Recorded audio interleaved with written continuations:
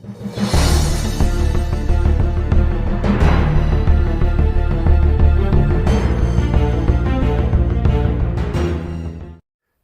afternoon, happy Savage Saturday, keepers of the cash. Gary B, the casual comic guy here, and welcome to Savage Saturday Comic Review, episode 142, where we go through, I read a story, and you guys get to experience a tale that I don't think should be lost in time. Or something that just might be a little space filler, something fun, something light, something fluffy sometimes. And today we have something that kind of falls in the middle. This isn't a story of a main character. This is of Kull's right-hand man, his most trusted friend, a tale of Brule the Spear Slayer. If you're familiar with Robert E. Howard fiction, you are familiar with Brule. So we're going to get right into this story, and we're going to read it, give a quick review, and this is going to be part 1 of 2. And our tale today is called The Spear and the Siren, part 1. Now, starting up, we see a bunch of fish hitting the deck of a boat, and then we hear Brule saying, "By Valka, some yellowtail I see. You are the first sign of good luck since the storms blew me into these strange waters, little yellowtail. The Pictish Isles can be no more than 3 days off." And, of course, I'll be putting it over here for you. It says, "It won't be long before I've shed all traces of Illusion finery and run as a true free savage." Ho!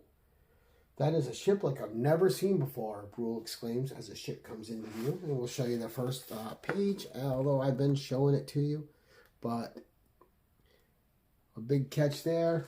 Brule's having some fun. As we continue our tale, he draws closer to this enormous ship. And he's talking to himself. He's like, "Larger than a Lemurian war galley, and old, rotted.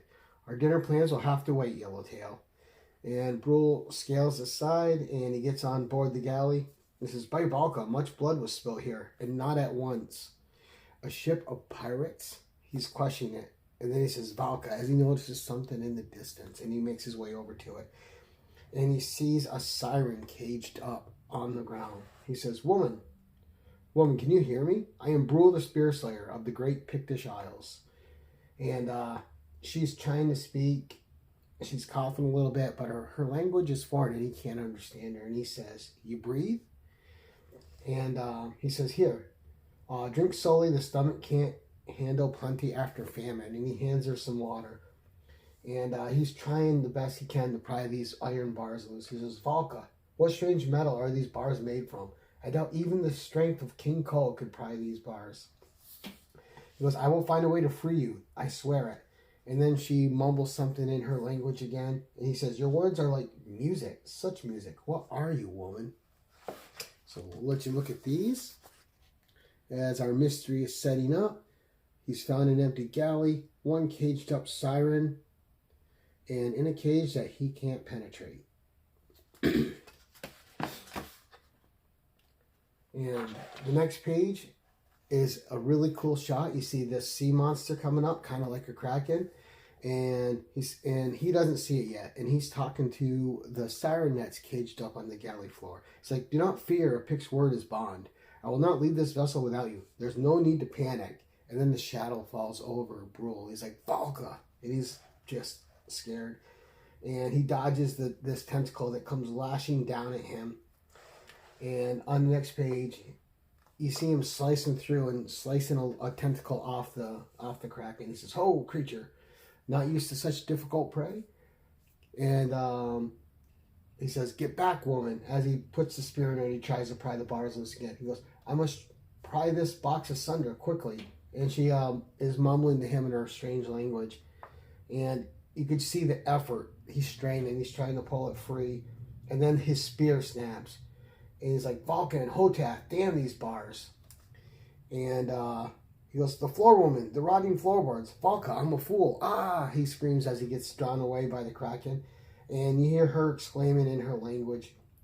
And he's yelling at the creature. He's like, "Creature, you'll find me something less than tasty." So during this struggle, he noticed that she's not completely surrounded by iron bars. The floor of her cage is actually of old rotted wood. And you can see that awesome creature there and just really picking up. That was really loud.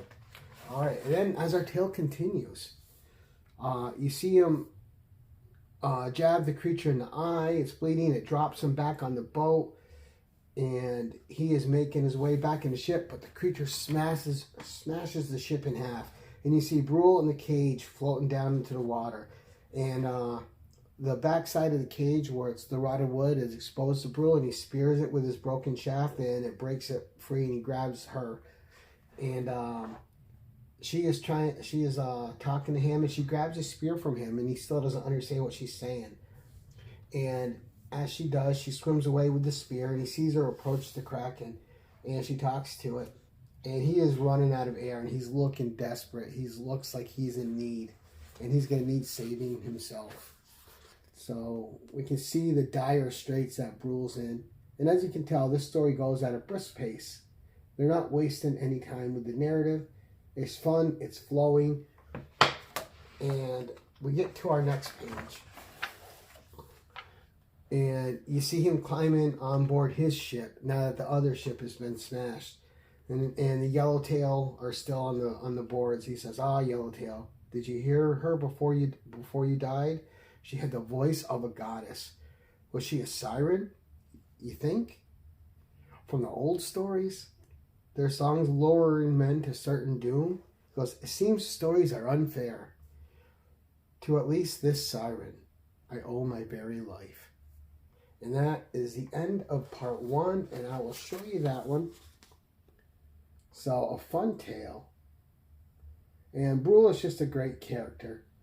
Fiercely loyal to King Kull.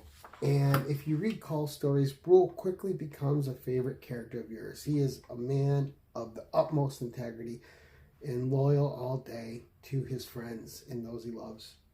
Great character. Great story. Part 2 will be next week. But as for part 1, kind of a cliffhanger ending because you don't know what happens to her.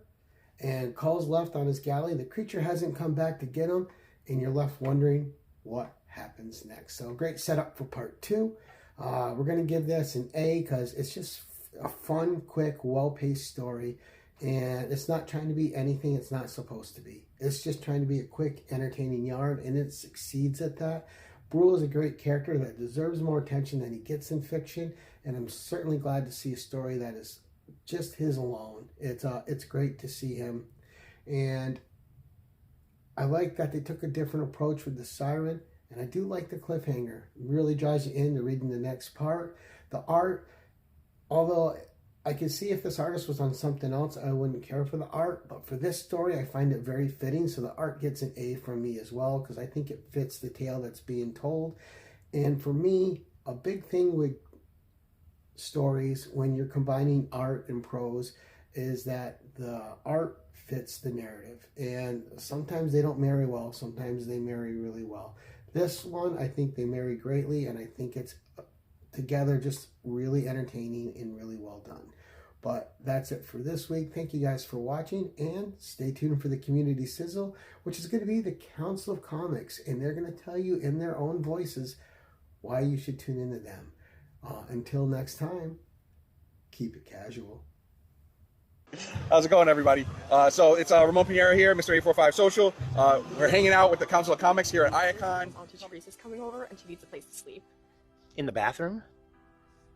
She's your sister-in-law.